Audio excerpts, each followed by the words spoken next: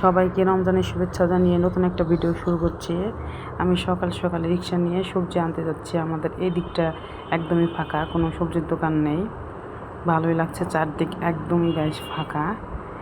আমি রিক্সা নিয়ে এরকম ফাঁকা রাস্তায় হাঁটতে খুব ভালো লাগে। এখন আমি সবজি খুঁজছি, কী কী সবজি নেওয়া যায়। নার্সারির জায়গাটাকে সব ফাঁকা, একদম রাস্তা খালি। এখন সবজি আনলাম, এদিকে মাসি শাক কাটতে বসেছে। কীভাবে শাক কাটছে দেখেন গাইস, একটু একটু করে কাটছে। যাই হোক, শাক কাটার পরে আমি রান্না আস্তে আস্তে আর অন্যান্য রান্না শুরু করবো। এদিকে আমি হাঁসের মাংসটা সকালে আমি বসিয়ে রেখে মাংসের সাথে আরও সবজি ভাজি মাসি আগে করে রেখেছিল। ডিম ভাজি দিব আর সেমাইটা আমি করে রেখেছিলাম, এগুলো দিয়ে সকালে নাস্তা করবে। এই সবজি ভাজিটা মাসিই করেছে।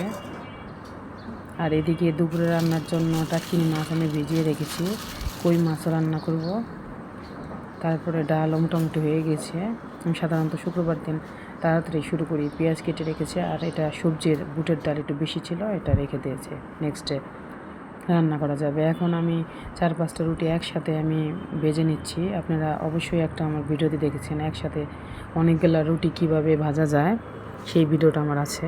একসাথে ভাজলে সময়ও কম লাগে, প্লাস আমি আগুনের উপর দিলে আগুনের একটা ফ্লেভার রুটির মধ্যে চলে আসে। এটা আমাদের বাসায় সবাই পছন্দ করে। এখন আমি একটু উল্টে পাল্টে আমি ডাইরেক্ট চুলার মধ্যে দিয়ে দিব। এইভাবে করে রুটি করলে গাইস খুব ভালো লাগে, গরম অবস্থায় খেতে খুব নরম লাগে, টেস্টি লাগে। এখন আমি 2টা রুটি ভাজবো। আমার বড় মেয়েটা আর ওর বাবা খাবে, আর ছোটো বাবুটা ঘুমিয়ে আছে। একটার বেশি রুটি খায় না, বড় মেয়েও না, ওর বাবাও না, একটাই খায়। তারপরে একটা ভাজার পরে আরেকটা ভাজবো। গ্যাসটা আজকে মোটামুটি ভালোই আছে। শুক্রবার দিন সাধারণত গ্যাস আরও কম থাকে, কিন্তু আজকে অনেকটাই ভালো। এখন আরেকটা আমি দিচ্ছি। নাস্তা খাওয়ার পর শেষ না হলে গাইস দুপুরের রান্নার কোনো কিছুই বোঝা যায় না।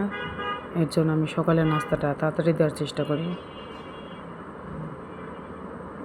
এখন আমার 2টা রুটি ভাজা হয়ে গেল, এখন আমি ডিম ভেজে নেব। হাঁসের মাংসটা রান্না খুব সময় সাপেক্ষ ব্যাপার। আমি গতকাল হাঁসের মাংসটা আমি কেটে লোম টোম পুড়িয়ে টুড়িয়ে ঠিকঠাক করে রেখেছি। যত মাংস আছে সব থেকে বেশি ঝামেলাযুক্ত হাঁসের মাংস। এখন আমি ডিমটা ভেজে নিচ্ছি। ডিমটা ভাজছি। আমার গাইস এক হাতে মোবাইল আর এক হাতে রান্না করছি। আমার স্ট্যান্ডটা আপনাদের বলেছি যে একটি সমস্যা আছে, এই কারণে আমার বারবার স্ট্যান্ডটা ধরতে হয়। এটা কষ্টসাধ্য ব্যাপার, একটা লম্বা স্ট্যান্ড কিনতে হবে। গ্যাসটা যেহেতু বেশি আছে, এর জন্য খুব তাড়াতাড়ি সব রান্না হয়ে যাবে। আমার টোটাল 2 ঘন্টা লেগেছে সব রান্না করতে। হাঁসটা আর কি একটু সময় লাগে, কিন্তু গতকাল আমি মোটামুটি ঠিক করে রেখেছিলাম। এখন ডিম ভাজা হলে আমি ওদের নাস্তাটা দিয়ে দিব। আমি লাচ্ছা সেমাই আগে করে রেখেছিলাম, সেমাইটাও আমি দিব। এদিকে আমি সকালে বাজার থেকে কিছু জিনিস কিনেছিলাম, এগুলো আপনাদের দেখাতে চেয়েছিলাম কিন্তু আমার মনে নেই। এগুলো আপনাদের একটু দেখাচ্ছি। সবজির সাথে কিছু খুচরা ওদের নাস্তা দিয়ে দিচ্ছি।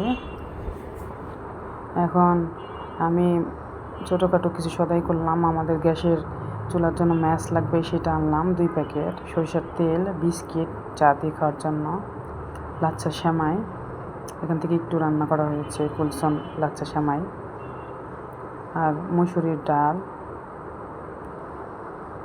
আর এখানে নুডলস আনছে, রামেনের নুডলসটা। যাই হোক, আরও সবজি টবজি আনা হয়েছে। মসুরির ডালগুলো, দেশি মসুরির ডালটা একটু দাম। এদিকে মাসি তো বসে আছে, ওনাকে নাস্তা দেওয়া হয়েছে, নাস্তা খাচ্ছে। আমরা যা খাই তাই দিই, সবজি, ডিম ভাজা, একটু হাঁসের মাংস, সেমাই, এগুলো দিয়ে উনি খাচ্ছে। এখন আমি নেক্সট রান্নায় চলে গেলাম। নাস্তার পর্ব শেষ। কড়াইয়ে তেল দিব। আমি কই মাছ রান্না করব আলু দিয়ে। কই মাছ রান্না করার সময় গাইস একটু কেচে দিবেন। আর শাক ভাজিটা আগে আমি করে নিচ্ছি, তারপরে কই মাছ ভাজবো। শাকের মধ্যে রসুনটা অবশ্যই বেশি দেওয়ার চেষ্টা করবেন, আর রসুনটা লাল করে ভেজে দেওয়ার চেষ্টা করবেন, না হলে রসুনের একটা গন্ধ আছে, সেটা হঠাৎ করে নাকে চলে আসে, খেতে ভালো লাগে না। আমি যে পর্যন্ত লাল না হয়ে আসে সে পর্যন্ত আমি ওয়েট করছি। আমি শাকে রসুন সাধারণত একটু বেশি দিই। আবার এই রসুনটা লাল হওয়ার সঙ্গে সঙ্গেই কাঁচামরিচটা দিয়ে দিবেন। অসম্ভব সুন্দর একটা ফ্লেভার চলে আসে। অনেকেই কাঁচামরিচটা শেষে দেয়, কিন্তু শাকের ক্ষেত্রে বা ভাজির ক্ষেত্রে আপনারা তেলের মধ্যে ফেলে দিবেন কাঁচামরিচটা, রসুনটা, তৎক্ষণাৎ একটা ফ্লেভার চলে আসে। যখন আমার রসুনটা লাল হয়ে আসবে তখন আমি কাঁচামরিচটা দিয়ে দেব। এই সমস্ত গাইস রান্না টুকিটাকি সবাই জানে, কিন্তু আসল টেস্টের ব্যাপারটা মাথায় রেখে করলে আমার মনে হয় না রান্না খারাপ হয়। এখন অনেকটাই লাল হয়ে গিয়েছে। এখন আমি কাঁচামরিচ দিয়ে দেবো।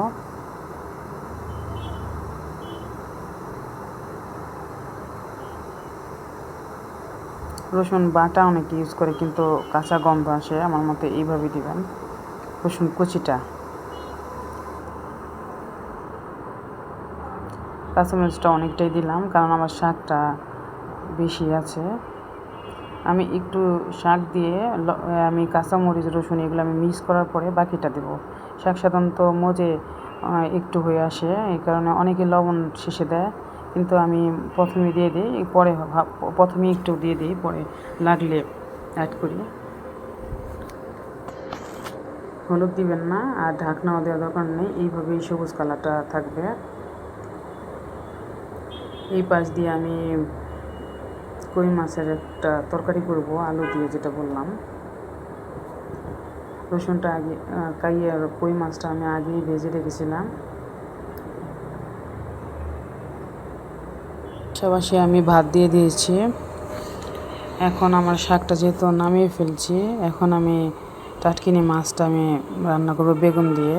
চুলার আঁচটা বেশি ছিল গাইস, এর জন্য একটু আগুন চলে আসছিল। অবশ্যই গ্যাস করবেন, খেয়াল রাখবেন এই জিনিসটা।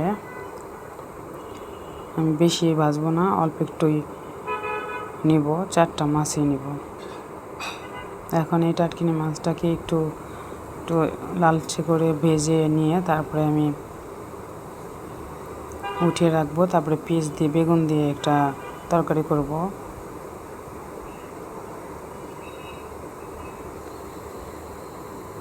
নরম মাছ, খুব সাবধানে করতে হবে। চুলাটা ভালো মতো আনিয়ে নিয়ে করতে হবে।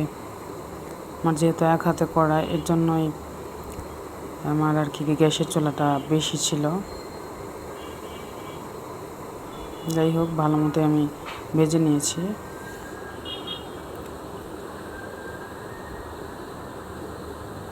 এখন এই তেলের মধ্যেই আমি পেঁয়াজ কুচিটা দিয়ে দিব।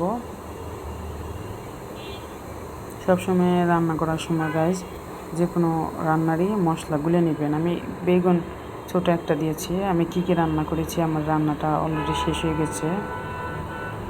লাউ দিয়ে ডাল, টমেটো দিয়ে টক, হাঁসের মাংস, শাক ভাজি, টাটকিনি মাছের তরকারি, কই মাছের ঝোল আর ভাত। আশা করি ভালো লাগলে সাবস্ক্রাইব করবেন। বাই।